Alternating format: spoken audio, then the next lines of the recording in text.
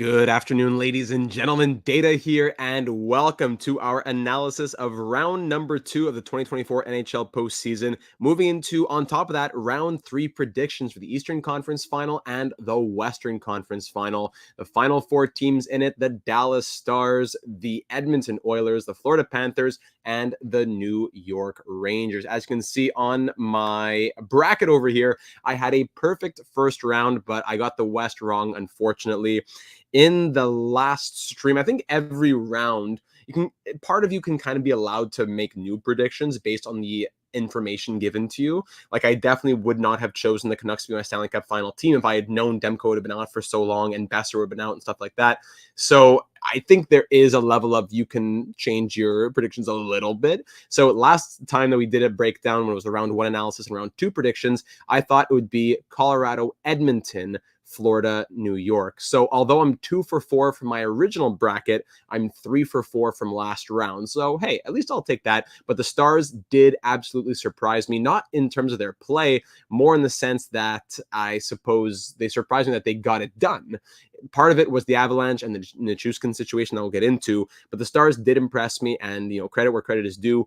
And spoiler alert for the Western Conference, my predictions, plug your fingers in yours right now. I do think the Dallas Stars will be the teams come out of the Western Conference, but we're going to go ahead and break that all down here in this video. So 4 matchups in the East and the West, as we had Dallas, Colorado, Vancouver, Edmonton, Florida, Boston, and New York versus Carolina.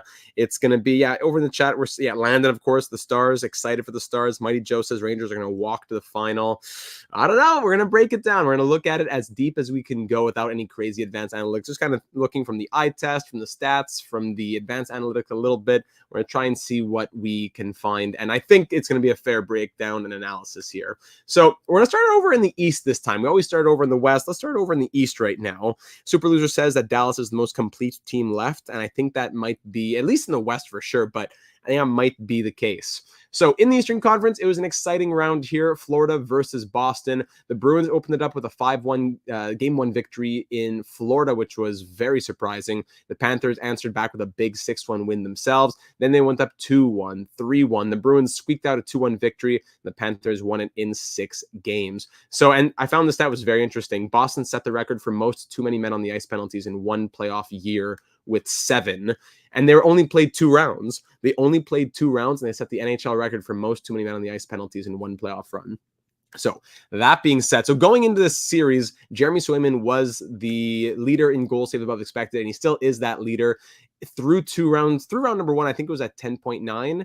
So almost 3 goals saved above expected, or you could say 2.5 in the series, which is still a very positive number. Gen Z says, I hope the Stars lose in the final against the Rangers as a Vegas fan. All right, fair enough. Murph says Rangers don't need good analytics because they have the best vibes per 60. True. So Jeremy Swayman here was a tank, and that's going to be a very interesting part when we break down the Panthers and the Rangers. The Panthers made it through Andrei Vasilevsky. They made it through Jeremy Swayman. Now they face Igor Shesterkin. So we'll break that down. But for now, the Bruins came into the series heavily relying on Jeremy Swayman with his 13.3 goals saved above expected now through 2 rounds. And they continued to rely on him in the series itself for good reason, right? You got to be able to rely on your goaltender. But the thing is, the scoring, on top of Brad Marchand not being there, the scoring depth was really not there for the Bruins. As David Pastrnak, he scored 4 goals, 8 points, which isn't horrible when you think of it in the sense of over an 82 game. Put that at over an 82 game season. Over an 82 game season, it's 50 points. So it's definitely less than you want. I don't know if he has to be point per game, but you definitely want him to be on a higher pace than 8 points. He got shut down. The opponents against Boston in both the Toronto series and the Florida series faced the threat of David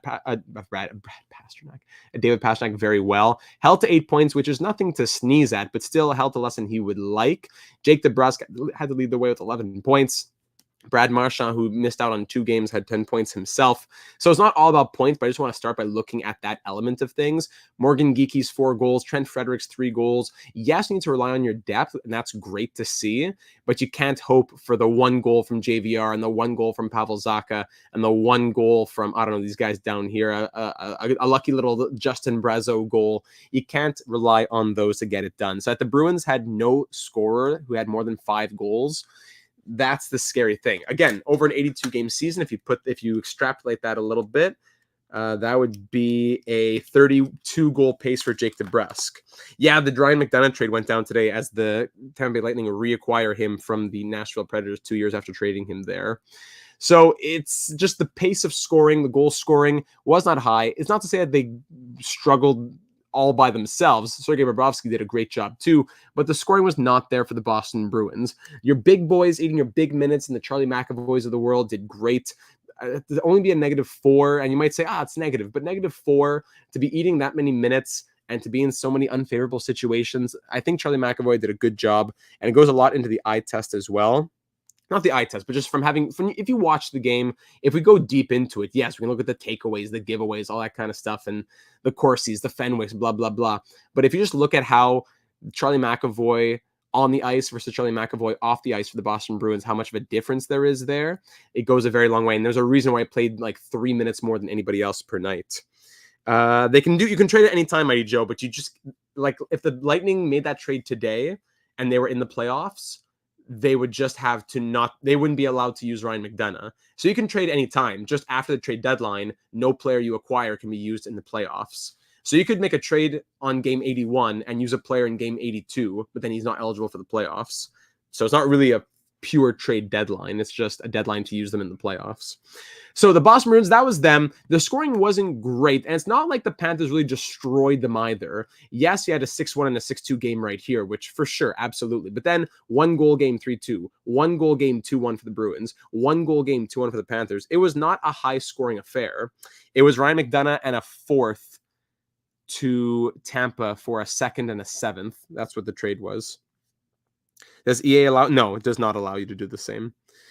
Yeah, so that's it. You need your $11 million star to put up more than 8 points. That's a fair point. So the Bruins scored 5 goals in game 1, then never scored more than, 2 goals after that? That's the thing. So Sergei Bobrovsky really shut them down as well. But to say that you didn't score more than 2 goals in any game in games 2, 3, 4, 5, 6, and Sergei Bobrovsky, he saved 2.6 goals above expected, but he didn't have to make miracles. Sergei Bobrovsky had some crazy games out there. He had some great performances. He was the difference maker in a few of those games, but it's not like he was making it's not like he had to do 45 saves a night to get the Panthers through that series. So in this round, I think it's more the Bruins hurting themselves. But on top of that, when you consider the Florida Panthers are no slouches either when it comes to their own offense, you think it was just, I didn't see a way for the Panthers to make it through. Sorry, for the Bruins to make it through. And that's exactly what happened. When you compare Boston's scoring to the Panthers, where you have 3 point per game plus players just on top of everything else, yeah, that's going to make a big difference. You got players let me count this: 1, 2, 3, 4, 5, 6 players. Well, actually, 1, 2, 3, 4. You could say 4 players with 4 goals or more. Bruins had just 2. So. And if we move back to points here, not about points as always, but just to say, when you look at the depth, guys, it's not just, 1 goal here, 1 goal here. You got 2 goals from Sam Bennett in 6 games. You got 3 goals from Evan Rodriguez in 11 games. Evan Rodriguez can score 3 goals in 11 games because I have my Carter Verhaeghes, my Alex Barkovs, my Sam Reinharts. So when your depth scoring can be depth scoring, as opposed to your depth scoring having to be your main scoring, that makes a huge difference. Yes, the Bruins got their depth scoring, but it was not supplemented by high-end scoring. Therefore, depth scoring became their high-end scoring. That's not a recipe for success whatsoever. The Panthers had both, and that's what you need to be a Stanley Cup champion. So the Panthers exploited that for sure. Jeremy Swayman made some miracles where he could. He kept the Panthers to 1 goal in game 1, big game 2 for sure. But then, I forget where Ullmark played. Where did Ullmark play in this series? Or am I confusing myself with the Maple Leafs series? Ullmark played in 2 games. I forget which game was Ullmark's game again. If someone could remind me, could it be that it was game 2? But anyways, Panthers held to 2 goals. Panthers held to 1 goal in games 5 and 6. That goes a long way for Jeremy Swayman's case to say, hey, this guy did what he had to do, and hats off to him. So I saw it being, I think had I said a 5 or a 6 game series, ends up being a 6 game series. And there you have it. The Panthers are through to face the New York Rangers, who I thought they would come out of this series for sure, but I thought it was going to be closer to a 7 game series, maybe 6, but I think I was more sold on it being a 7 game type series, as the Hurricanes are such a strong team for so many different reasons as well. If we look at their series, it started off with a 4-3 win. So here we go. 1 goal game, 4-3. 1 goal game in double overtime, 4-3. 1 goal game in overtime. 1 goal game. And then only in game 5 do you have it being 4-1. And then in game 6, you have it being an empty netter, making a 2-goal game there. The Bruins got outshot in every single game. Swayman kept them in that series, most certainly so. So this was a tighter 6 game series than you would think. Like the Panthers and the Bruins 6 games versus the Rangers and the Hurricanes 6 games are 2 very different things. But the Hurricanes did well. The Rangers just did what they had, the intangibles a little bit better. I'll get into that here. So, of course, Chris Kreider's hat trick in the 3rd period was huge as well. The Hurricanes were close to pushing this to 7. I think it needs to be remembered that the Rangers almost choked this. I don't think it is too much cause for concern. I'm not calling them frauds. I'm not saying I don't believe in them anymore, but I think it's fair to say, whether you're a Rangers hater or a Rangers diehard, I think it's fair to say this series was scarier than it had to be. No, forget how you won games 1, 2, and 3. It could be all quadruple overtime, a puck bounced off a skate, and it went in. No matter how you got there, if you are up 3-0 in a series, to lose game 5 by 1 goal, okay. To then lose another game by 3 goals, empty netters, whatever, that's scary. Then to be down, what was it, 3-1 or 3-2 in game 6, about to go to game 7? Come on now. If it was not for Chris Kreider, and it wasn't just Chris Kreider on his own, but he's the one who scored the goals. If it wasn't for Chris Kreider's natural hat trick, then you would have this being a 7-game series, and who knows what would have happened in that 7th game, but it would have been a 7-game series, close to being a reverse sweep, or at least the opportunity for a reverse sweep.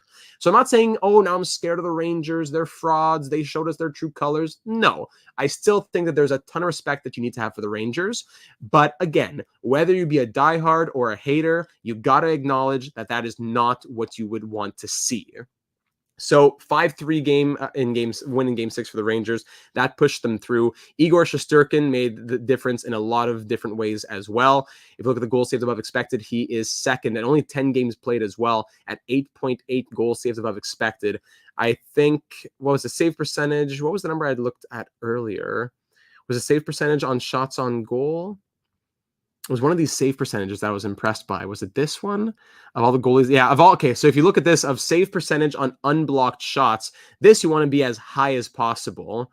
Bobrovsky at 951, that's a good number, you would think, but really you would want it to be probably amongst the 9, well, by 0.01. Am I really going to stretch it for 0.01? I probably shouldn't make too much of that, but just to say, it's a stat. It's a stat, just to put it out there, that Shesterkin's save percentage on unblocked shots, 953, and that is the 4th highest of goalies who played in that round. I'm not going to make a big deal out of it, but just I thought it was interesting to say he's second for goals saved above expected, but 4th of goalies in round 2 when it comes to save percentage on unblocked shots, which you would want to be as high as possible. Sorry, that's it. Oh, no, I was looking at expected save percentage. Oh, I'm sorry. So it'd be 965. So actually it would be 3rd. That's my apology there. I should have clicked on the right one. It was expected versus save percentage. So that puts him 3rd. So you could probably erase what I just said. I made a bigger deal than it probably had to be because I thought I was onto something there. Landon says, where's Forgiev on the goalie chart? He would be a little further down at 1.4 goal saves. So negative 1.4. Goals saved above expected, so goals allowed. So sorry, back to the series though. So Igor Shesterkin was doing what he had to do. Freddie Anderson, though, should not be understated as well. 1.9 goals saved above expected. Not in that Igor Shesterkin conversation exactly. He did pretty well on top of the bombardment that he was getting as well. To say that the Rangers won all these games is one thing, but to keep in mind that it was 4-3, 4-3 double overtime, and 3-2 overtime, there's respect to be put on Freddie Andersen's name as well. So if you look at the stats here in round number 2, so I'm looking at, these are the goalie stats. Look at games played. I don't even really need to look at this too much. We have the other screen to look at as well. But here are the numbers for the goalies who have played the most. So the ones here in round 2, Shesterkin now at a 923 save percentage. Yes, for Andersen at an 895 save percentage, but that takes in consideration round 1 as well. And the goals against average at 2.62 is not too horrible. I don't think Freddie Andersen was the hero, but I think he did well enough in a lot of ways to only allow 2 or 3 or 4 goals in a game that goes to overtime, double overtime in the playoffs against the President's Trophy winners. Your team has to answer when your goalie gives you that type of chance. So, sorry, going over the Carolina Hurricanes now, looking at their scoring through the postseason so far. Sebastian Aho, and well, now that they're eliminated, and Andrei Svechnikov, they're 2-point-per-game plus players. Seth Jarvis was great. He scored 5 goals. And I love seeing this. Look at this.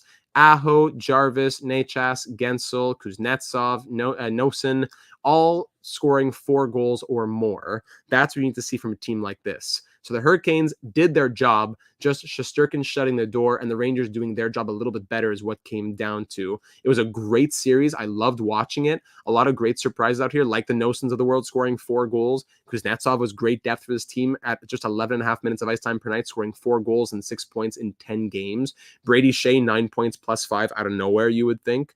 So, now the question will be, does Jake Gensel stay? What happens with Seth Jarvis or Martin Nechas? What are they going to do in the end? That'll be a question. Are they going to buy out Jesperi Kotkaniemi, who had 1 assist and was a -2 in 11 games? Another question that you're asking yourself. But the Hurricanes, I think they did as well as they could have done. They didn't really do anything super wrong in my mind. Just the Rangers were that much better. I think that's what it came down to. And that's a sad thing. That's an unfortunate thing when you're a hockey fan. To say that we did everything we could and it still wasn't enough, you can hold your head up high, but it's not the greatest consolation either. So looking at the Rangers and their offense, Zibanejad, Trocheck, crazy. I love Vinny Trocheck, 14 points from him. Both he and Zibanejad with 14 in 10 games. 3, 4, 5 point per game plus players. Chris Kreider with his 7 goals, including the Game 6 hat trick in the third period. 1, 2, 3, 4 players with 4 goals or more through 10 games. Some players eating some big minutes. Leafs King, welcome to the stream. Adam Fox eating his 23 minutes. Vinny Trocheck eating his 23 minutes as well. Not many forwards who are playing 23 plus minutes in taking into consideration the overtime and the double overtime.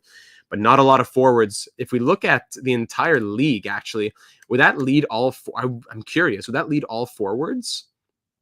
If we look at all forwards and look at ice time and just look at forwards, I'm curious. I wasn't caught me off guard there.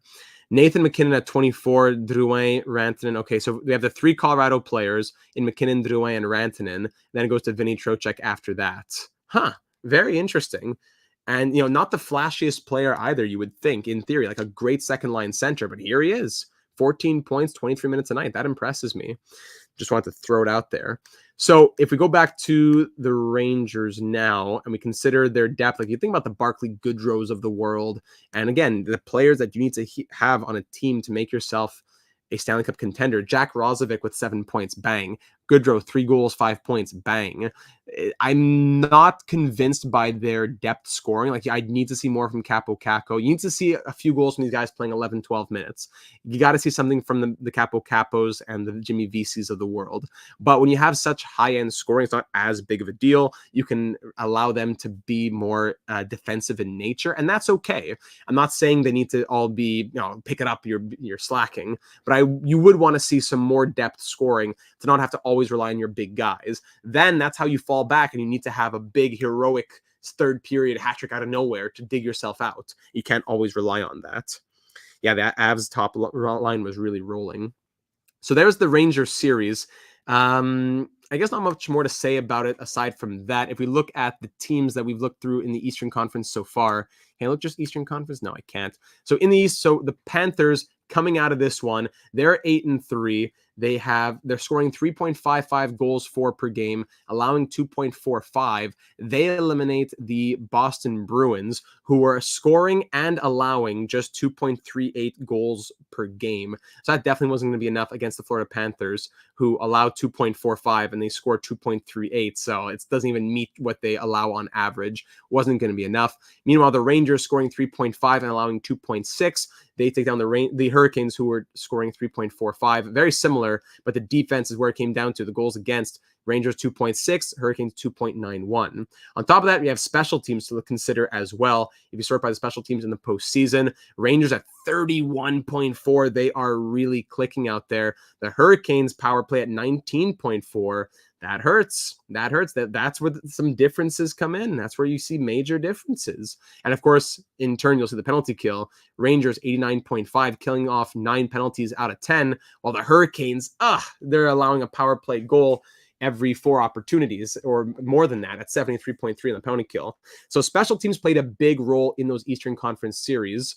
If you look over at Florida Panthers, they were 22 on the power play, 86 on the penalty kill, while the Bruins had similar numbers. So I wouldn't say special teams played as much of a role in the Panthers and the Bruins series, but the Rangers continue to be just monstrous in that regard. So there is the Eastern Conference breakdown. That's the analysis of round 2. We'll get to the Panthers and the Rangers after we break down the West. If we jump over to the Western Conference, looking at the Dallas Stars versus the Colorado Avalanche, I was not just, the Avalanche have always been my second favorite team for a lot of different reasons. Nordiques to the Avalanche, and early 2000s, Patrick Waugh, Peter Forsberg, Joe Sakic. Then my favorite player, Jose Theodore, went there. I've always loved the Avalanche, but I've tried to keep my bias out of it as much as possible. I fully believe in them to beat the Jets. I wouldn't say fully, but I definitely believed in them to beat the Stars. I thought it was a 6-game series that would have been closer to 5 than 7. But no, the Dallas Stars, on top of the fact that Valeri Nichushkin was out of the lineup for the second straight postseason, that's a whole thing you could talk about again. On top of all that, you got to take into consideration that the Dallas Stars have been here before. They have the veterans. They haven't been able to get it done, but now they've infused some youth: Wyatt Johnson, Logan Stankoven, and they found a way to not only beat the Avalanche, but take advantage of them when they could. They kept putting out that top line. They couldn't always do it on their own. You lost Nichushkin's scoring. Georgiev's faults came through. No, that's why I'm not gonna attribute it all. As Landon, the resident Stars fan, says, don't act like Val is out the whole series. Absolutely not. I'm not going to attribute the series loss to Valeri Nichushkin whatsoever. But I will say that losing him did go a long way. Would the Avalanche still have lost this series? Very possible. Very, very possible. Not maybe. Very, very possible. But I do think that you got to take into consideration. Super Loser also mentioned the Rangers power play went cold at the end of that series. Interesting to see if they pick it back up. Good point. I wish I could break it down from game to game, but their power play overall is incredible. And the penalty kill, what hurt the Hurricanes the most was their low penalty kill percentages. So in this series, the Avalanche won game 1 4-3 in overtime. Stars answer back 5-3. Then they win back-to-back, not only back-to-back, but 4-1 and 5-1, outscoring Colorado 9-2 over games 3 and 4. The Avalanche answer back 5-3, but then lose in double overtime in game 6. If this went to 7, I had the Stars in my heart, just, in my heart of hearts, after it went 3-1, I said for sure Dallas is winning this series. I think that's just a logical thing to do. So even if the series went to 7, I still think that the Stars would have taken it at that point, right? I'm just being honest with myself and with you, as much as I thought the Avalanche would have taken it originally. So that's the series that was. You bring in the youth, you bring in Wyatt Johnston, you bring in Logan Stankoven, you have great veterans. The Stars are not just a well-rounded team in terms of depth, but in terms of their veterans, their youth, etc. So Jason Robertson, Wyatt Johnson, 7 goals from him. Sagan has been a good surprise because he had a bit of a lackluster season. 8 points from Jamie Benn as well. Stankoven with 6. Rupe Hintz has been out. That's the biggest thing that might hurt the Stars if he doesn't come back ASAP. Matt Duchene, 2 goals, including that big game winner in game 6. Dadonov, solid depth. No, not depth, just secondary scoring. Joe Pavelski needs to pick it up here, playing 18 minutes per night with only 1 goal. You want to see more from him, absolutely. Phil Andre, there he is with a goal in 4 games. So the Dallas Stars, I wouldn't say they're the flashiest team offensively, but they have such solid and consistent depth throughout the lineup. No one's averaging more than 20 minutes per night. So it's not like, I'm looking only at forwards. Sorry. I was gonna say I was about to say, where's Miro Heiskanen?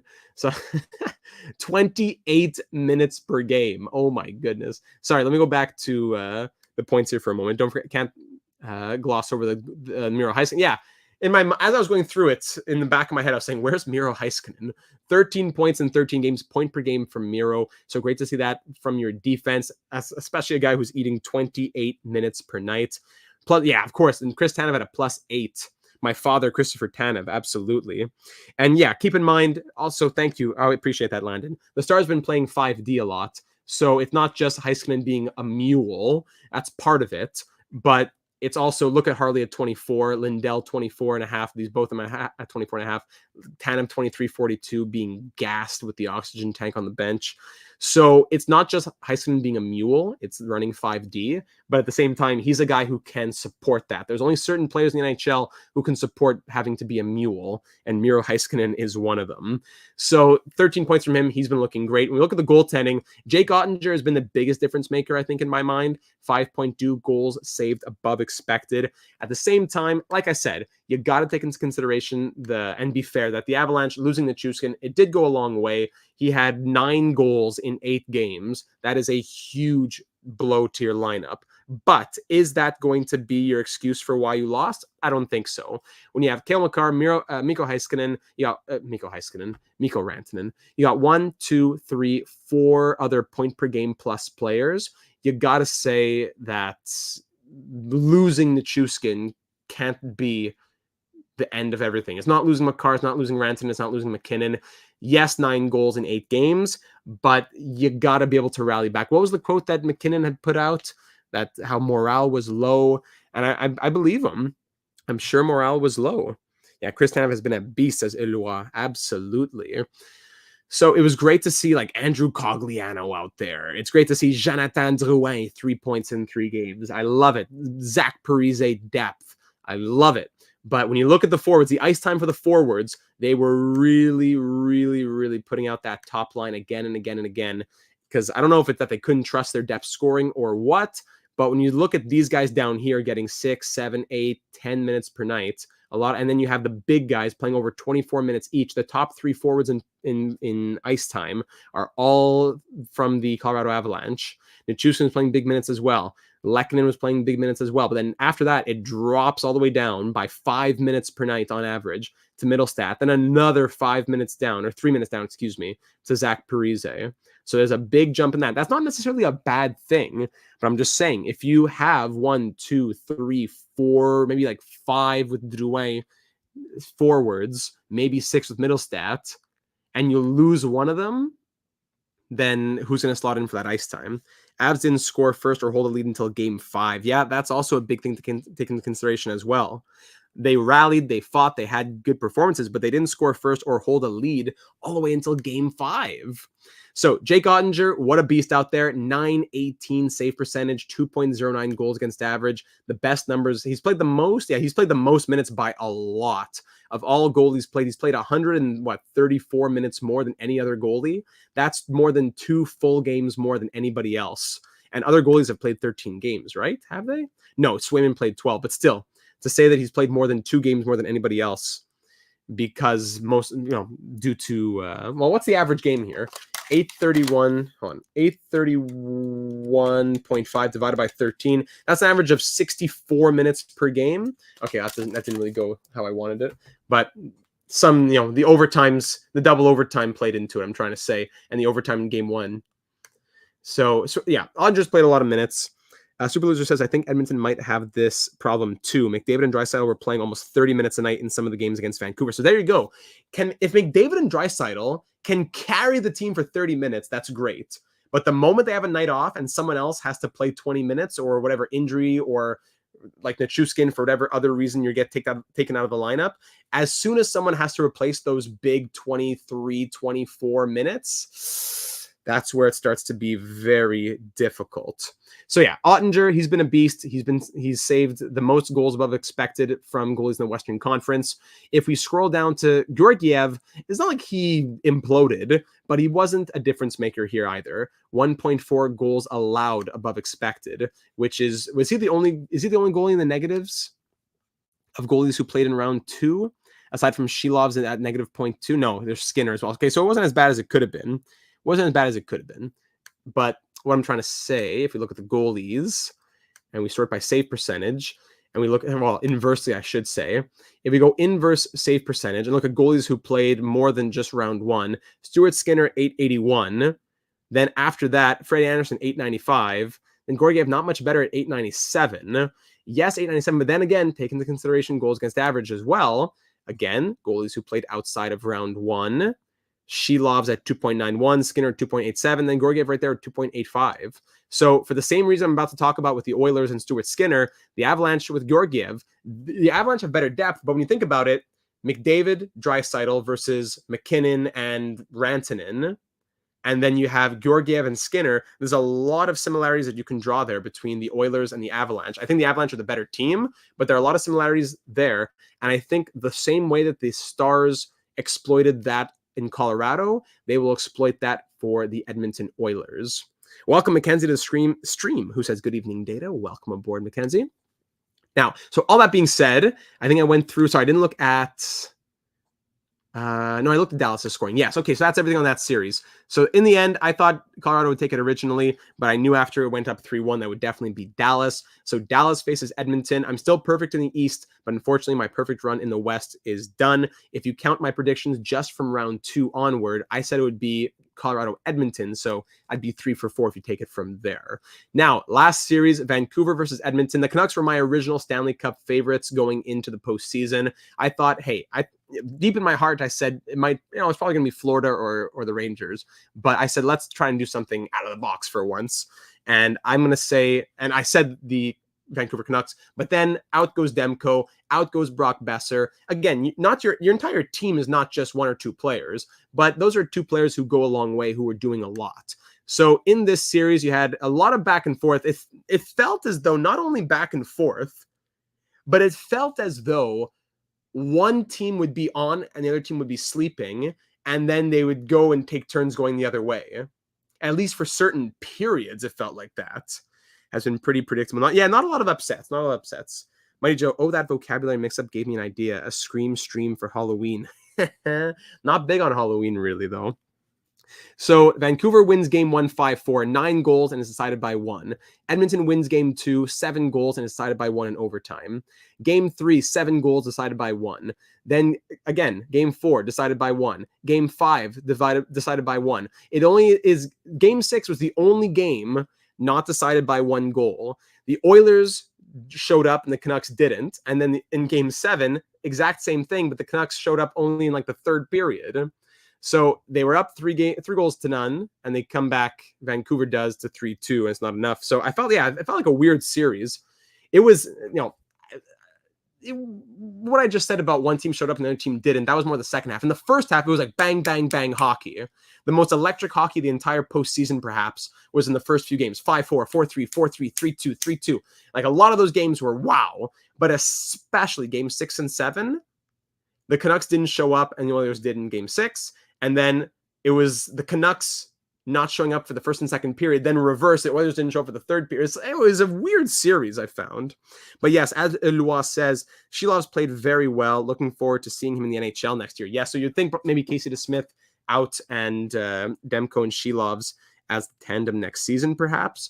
But yeah, it was an odd series. It was an exciting one. It was a great one. It wasn't, I shouldn't have characterized it as one team showed up and the other did in every game. That's not what it was. But sometimes it felt like that. Canucks just didn't bother trying the first 30 minutes of that game 7, for sure. So Arturs Shilovs did a great job in his capacity as 3rd goalie, allowing only 0.2 goals above expected. He did great. Casey Smith in 2 appearances had the same type of numbers, and Thatcher Demko in his 1 game saved half a goal above expected. So you can't really look at those numbers too much. It's more Shilovs, who had the 10 appearances, allowing just 0.2 goals above expected. So he did more than you would have expected him to do. If you have Hellebuck allowing 5 above expected, Sorokin 2.5 above expected, Skinner 2 above expected, Georgiev 1.5 above expected. If you have Shilovs allowing just 0.2 goals above expected, he did much more than you would have expected him to do. Shilovs gave the Canucks the best chance possible to win that series. and they just didn't do it. Vancouver, if you look at their scoring, again, not all about the scoring, but if you look at their goal scoring, you want to take into consideration their top goal scorer and tied for their top point scorer, Brock Besser, out of the lineup. That hurt. Did Brock Besser out of the lineup make them look like slugs in game 6 and 7? No. But it does stand to say that, hey, your top goal scorer and point scorer goes out. There's going to be a hole to be filled, and someone's got to fill it. JT Miller looked good. Elias Lindholm looked good. Dakota Joshua was a great surprise. But Elias Pettersson, just one goal in 13 games. One goal in 13 games from your franchise cornerstone, at least for the forwards. One goal in 13 games, just 6 points, averaging less than 40 points, an 82-game schedule, if you were to extrapolate those numbers. So, yeah, of course, all the best to Brock Besser. We hope that the blood clots get figured out. It's been a tough issue for a lot of NHL players over the last 15 years or so. So it is unfortunate. But on top of that, no one's scoring in the depth, really. You got to get some depth scoring. Their number one job is to keep the puck out of the net and to just provide energy and just keep it consistent. But you want to see some goals. I know it's not a lot of game play, but Lafferty 0-11, Mikheyev 0-11, Blueger 0-13. These were guys who scored 10, 15, almost 20 goals on the season. And to have 0-13, 11, you got to get something somewhere. Pettersson 1 didn't help. Garland 3-13 didn't help, as much as he looked solid at times. You needed the top guys in Vancouver to come through. The goaltending is what kept Vancouver alive for as long as they were alive. Because for Edmonton to be such a high-octane team, and for every goal to have been decided for every game except one, for 6 out of 7 games to be decided by one, when you look at this team, put it in your mind, you have only 2 point per game. Well, you have 2 point per game players, and you have no one with more than 5 goals if you take out Brock Besser out of the lineup.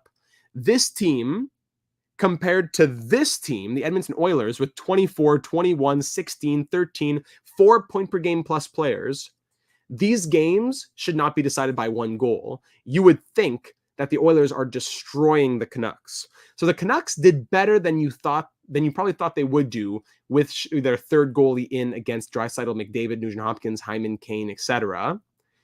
And if I told you Pettersson would have scored only 1 goal in 13 games, you probably would have said Oilers in 4 or 5. So for this series to go to 7 shows the resiliency of the Canucks, but they could have closed it out. Would they have deserved it? Maybe not. But they could have closed this out. Now, of course, yeah, huge drop-off for sure, but that goes into ice time as well. Because just like in Colorado, if you look at just the forwards here for a second, again, I'm just looking at the forwards as well. I should have looked at defense included in Vancouver. Only forwards, I think Bouchard. Yes, sorry, I'm only looking at forwards. So, but just, yeah, if we just look at this for a moment, yes, the scoring drops off, but the ice time drops off as well. So you have 20-26, and you drop off by a 5-minute drop to Kane, who has 7 points. And then Henrique 2 points in 6 games. Then you drop down to 13, drop down to 12, drop down to 10. So these guys with 10 minutes, I'm surprised Holloway had 4 and Janmark had 3 playing 10 minutes per night. So I don't think you could expect that much more from them. Over in Vancouver, I think they were playing slightly more, I think, right? If you go to Vancouver, you see pretty similar. Just instead of a 5-minute drop, it's more of a 4-minute drop. Yeah, pretty similar. Just you needed more of the high-end scoring. You needed your Petterssons of the world to show up. So sorry, I need to go all skaters again. My apologies. So yeah, like Philip Hronek, Quinn Hughes, even Tyler Myers. Quinn Hughes, 10 points in 13 games. Nikita Zadorov, what a surprise he was. 4 goals and 8 points from him. Sorry, I keep forgetting about the defense. Philip Hronek had his big goal last game. That made it a 3-2 game, right? In game 7. I don't think Edmonton has the depth to beat Dallas, a super loser. I think I tend to agree there. So yes, Vancouver had the defense helping out more than you would have thought. That's even with Zadorov helping, and even with Quinn Hughes getting 10 assists. And then if we go over to look at Edmonton, of course, Evan Bouchard was a monster. So that brings it to 1, 2, 3, 4, 5 point per game plus players with Evan Bouchard with 20 points. We said it was a playoff record through 2 rounds in NHL history, correct? 20 points in 12 games, eating big minutes from him as well. Evan Bouchard, not like a surprise player, but like he was drafted outside the top 10? So Evan Bouchard doing what he's doing is a welcome surprise from where he was drafted, I think, at least. So all that to say, the goaltending wasn't super solid for the Oilers. I wasn't very convinced at all by Stuart Skinner's .881 save percentage and 2.87 goals against. Calvin Pickard had to come in and replace him a little bit. He himself had a .915 save percentage and a 2.21 goals against. So if I'm Edmonton, I'm thinking long and hard about maybe Calvin Pickard should get a start in game 1 or 2. Zadorov had a Kyle Wood type run. Yes, if you know, you'd know. Thank you, Super Loser. Kyle Wood, channel legend, Data 782 Hall of Famer. So if I'm Edmonton, I'm putting Calvin Pickard in for game 1 or 2, regardless of how Stuart Skinner does. Give him a start on the road and see how it goes. Meanwhile, we saw Shilov's had a .898 save percentage, 2.91 goals against. He did what he could do. So Vancouver, just the energy, the gas seemed to run out of the tank. And now here we are moving into the conference final without them being a part of it. And it's unfortunate because the Canucks, this was a year in which they could have made a lot of noise. They did make some noise, but it's a second round elimination. Their first game 7 since losing in the 2011 Cup final, and there you have it. So hopefully they come back stronger next year. I think they can continue development from the Niels Hoaglanders and the what's his name? Oh, now I'm blanking on this player's name. I'm not going to eat at me if I don't get it. From the...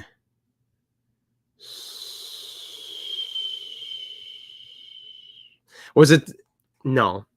I was thinking of somebody else. But let me replace who I was saying by let me replace who I was saying by Dakota Joshua. I think I was thinking of someone else, but let me replace what my original statement was by Dakota Joshua. Give me another crazy season from Dakota Joshua if he can be a consistent 40, 50-point player. Give me an extension to Elias Lindholm. Give me more point per game plus from JT Miller. Give me another 40 goals from Brock Besser, and let's run this back. And did they take Vegas to 7 in 2020? I thought they didn't, but maybe they did. I don't think they did. So moving into now the predictions for the conference finals, as we've broken those series down, I'm not super convinced by Edmonton's win. I think Vancouver beat themselves a bit more than Edmonton winning. I'm not super convinced by this Edmonton squad that barely won in these 1-goal games against a team that wasn't as good as it could have been in Vancouver. So all that to say, Western Conference Final, Dallas and Edmonton, Florida and New York. To give you my quick predictions here, I'm not sure about Lindholm in the Canucks system. TBH says Eloi. He was good defensively, very good defensively, I think, in my opinion. But is he who the Canucks want to dedicate that much money to? Do they get a free agent splash? I don't know. So now in the Eastern Conference Final, let's go back to the East. Florida versus New York, Rangers and Panthers. Now, this has been a very tough one for me because I've been doing my research. I've been looking up videos. I've been reading everything. And it's not just because the fan bases are who they are, but anyone who says the Panthers are winning, you're sleeping on the Rangers. Anyone who says the Rangers are winning, you're sleeping on the Panthers. So there's no way to win this one. These are two incredible elite teams. And in my mind, I think the winner of the Eastern Conference Final has the edge to win the Stanley Cup. Yeah, Torch, I was perfect. I was perfect in round 1. Perfect in round 1. But unfortunately in round 2 is where I lost it in the West. East, I'm still perfect. But 83% isn't horrible. So I think it's hard to get any fan base behind me on this. I'm trying to be as bipartisan. I'm trying to be as objective as possible. But somebody's got to win this series. Two incredible teams. And probably the best, I would think the best series of the postseason might be coming our way in this Eastern Conference Final. Super Loser says Panthers looked impressive in round 2, but the Rangers beat a better team. Now, in my mind, I think what have the Panthers done so far? They've beaten Vasilevsky and a very good veteran Lightning squad. They've beaten Swayman and a decent but depleted Bruins squad. So they beat Vasilevsky, they beat Swayman, and now they face Shesterkin. The Rangers walk in the park in the Capitals, but then a very difficult series, not as difficult as more difficult than you would think by looking, if you just looked at the series that was. It was a difficult series against the Hurricanes. They fought back a very resilient effort in the end of Game 6 to get them through the final, and now they face the Panthers. Walk in the park against the Capitals, but they have to beat Freddie Anderson, the defensive depth, and some solid scoring. Like I said, Kuznetsov, He's playing limited minutes. He's scoring 6 points in 10 games, playing 11 minutes a night. You had the Gensels, the Ahos, the Nechases, the Sveshnikovs, all those guys, and the Rangers beat them. Now, they face the best team they've faced yet, for sure. And the Panthers also face the best team that they've faced so far, for sure, as well. The Rangers are facing the best goalie they've faced. The Panthers are facing the best goalie they have faced. The Panthers are facing the best depth that they have faced. And the Rangers are facing the best depth that they have faced. So no one really gets the edge in that sense in my mind. When we look, let's go back to the stats form without me just talking out of nowhere. If we look again at the Panthers, Florida Panthers, at their scoring, you got 1, 2, 3 point per game plus players, but it's not just that. You got the Anton Lundez of the world with 9 points playing under 17 minutes. Evan Rodriguez is scoring 6 points with like 14 minutes. You need, like I said earlier, not to only rely on your depth scoring, but you need your depth scoring to be your depth scoring and not have it to be that they have to replace your high-end scoring. That frightens me a little bit with the Rangers. You have Sam Bennett playing 1350, 4 points in 6 games. You have Anton Lundell. You have Luostarinen. You have Tarasenko. You have Evan Rodriguez. Players playing under 15 minutes per night who are providing good value. The Rangers might have the higher-end star power in Zibanejad, Trocheck, Panarin, Lafreniere even. But I have to admit that I am concerned that you have Rozovic, who scored 7 points playing under 15 minutes. You have Barclay Goodrow with his 5 points. But aside from that, I'm very concerned that Jimmy Vesey, Capo Caco, Will Cooley, Alex Wenberg are not providing as much offense as you would hope to see from your depth. Is that a fair thing to say? That's not the reason I'm picking the Panthers. I'm not even saying I'm picking the Panthers. But I think that's a fair area to say I give the edge to the Panthers. Now, when I move over to the goaltending, and I think, again, we'll go to goals saves above expected in a moment. When I go to goaltending, I think Bobrovsky, 900 save percentage, 2.37 goals against. Igor Shesterkin, 923 save percentage, 2.4 goals against. So similar goals against, but Shesterkin the better save percentage. And I go to the metrics here. I see Shesterkin has saved 8.8 goals above expected. And I see that Sergei Bobrovsky is allowed 2.6. Yes, part of it is, well, Bobrovsky maybe wasn't put in that situation, so he didn't have to. So it doesn't all come down to goals saved above expected. But I do think the goaltending edge here goes to Igor Shesterkin. Now, here's the question. Does that matter when the Panthers just took down Vasilevsky, just took down Swayman, and now face Shesterkin? Will they neutralize Shesterkin and break through him like Swiss cheese? No. But they have shown the ability to break through an elite goalie. Salmon's text, says, I feel like the Panthers 2-1-2 forecheck, then the 1-2-2 overload setup is the perfect counter to the Rangers style of play. And that's a very fair point to make as well. Stylistically, no metrics for that, but if you watch the games, you know it. Stylistically, that Panthers approach and setup could be a perfect counter to the way the Rangers play the game. Now, if I look at the team stats here, and I think about power play percentages, goals for, and all that stuff, if I look at the Panthers, they score 3.5 goals for per game. They allow 2.5 goals against per game. So they score a goal more per game than they allow. 3.55 in, 2.45 out. The Rangers, same thing in 3.5 goals for, but 2.6 goals against. So I gave the edge to Shesterkin for the goaltending, but overall they do allow 0.15 goals more per game and score 0.05 goals less per game. Is that what makes the difference in my mind? No, but it does help to build my case for why I might be giving the edge to the Panthers. Power play percentage now, though, 22 to 31.4. Huge advantage for the Rangers. And their penalty kill stronger at 89.5, easier to shut down the 22% Panthers. And the Panthers penalty kill at 86.1, harder to shut down the 31.4% Rangers. So here's the thing. If the Rangers power play can heat back up as it cooled down at the end of round number 2, that will give them a big leg up on the Panthers. So in the slimmest of margins, I might lean Panthers in 7, But that is with zero disrespect to the Rangers. And I think this is an incredibly built squad. They have good depth. They need a bit more depth scoring. They do a lot of things very well. And I could see the Rangers going through, and I think they could win the Stanley Cup. But in this series, with all the evidence presented to me, I think I lean very slightly, 50.1 to 49.9, in favor of the Panthers. And if you're a Rangers fan, don't think, oh, more people sleeping on us. No. I'm giving full credit to the Rangers. Just that when I look at all the numbers all together, I think in my mind that the Panthers might have that absolute slimmest of edge. But if the Rangers take it, I would not be surprised either. And I think that if they do, they are the Stanley Cup favorites. Now, that's my analysis on the Eastern Conference final coming up. I can't wait to watch it, especially being in the East. I can watch more games without having to fall asleep.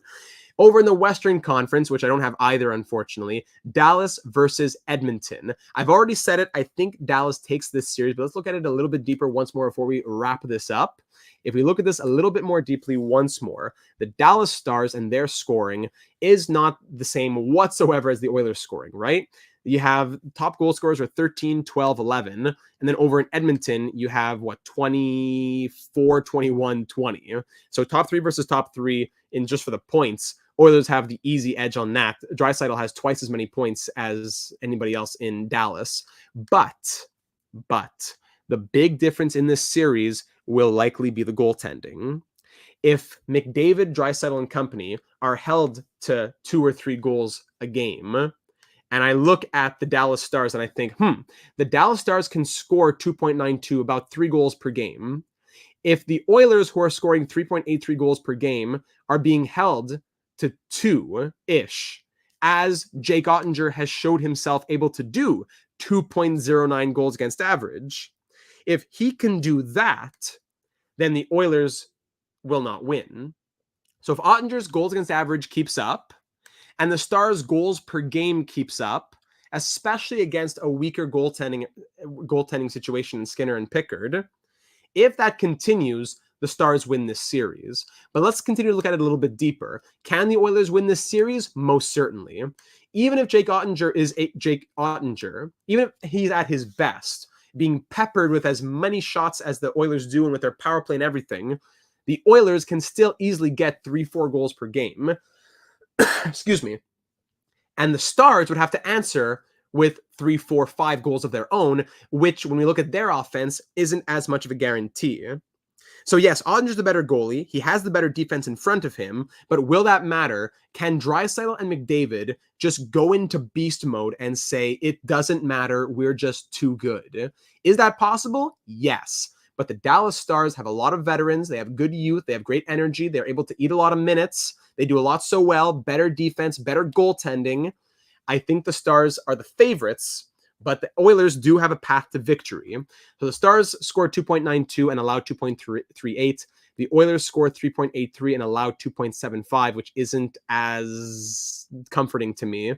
Power play 37.5 for the Oilers, which is crazy, scoring almost getting close to scoring they're scoring more than a third of the time, getting even close to half the time. At 50 they would get close to. Meanwhile, their pounding kill is very strong at 91.4. Here is where there might be the biggest chance for Edmonton. 37.5% on the power play, which is number 1 in the postseason, versus the worst penalty kill of any team left at 69.2 in Dallas.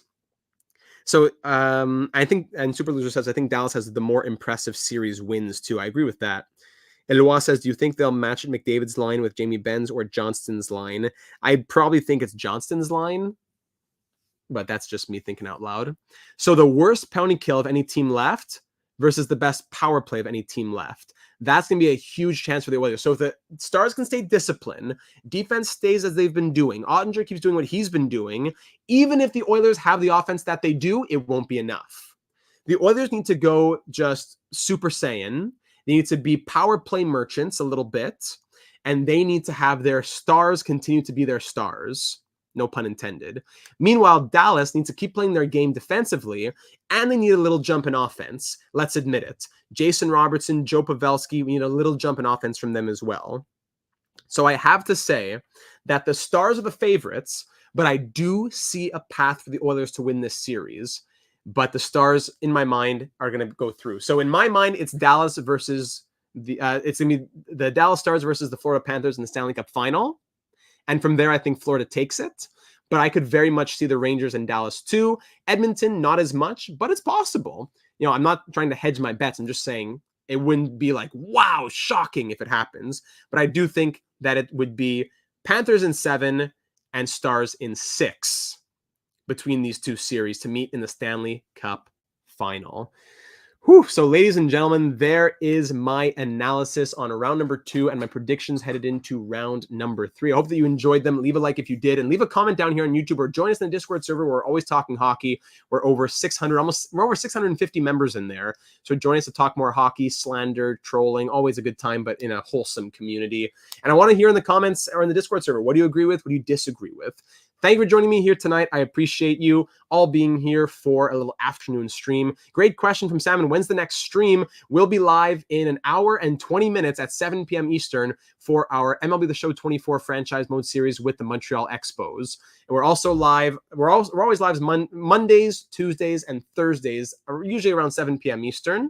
Always 7 p.m. Eastern on Tuesdays and Thursdays, with Diamond Dynasty on Mondays, MLB Franchise Mode on Tuesdays, and NHL Franchise Mode on Thursdays. So we'll be live for MLB at 7 p.m. Eastern, and then we'll also be back with another live stream to break down round 3 and predict the Stanley Cup final in about a couple of weeks from now, right?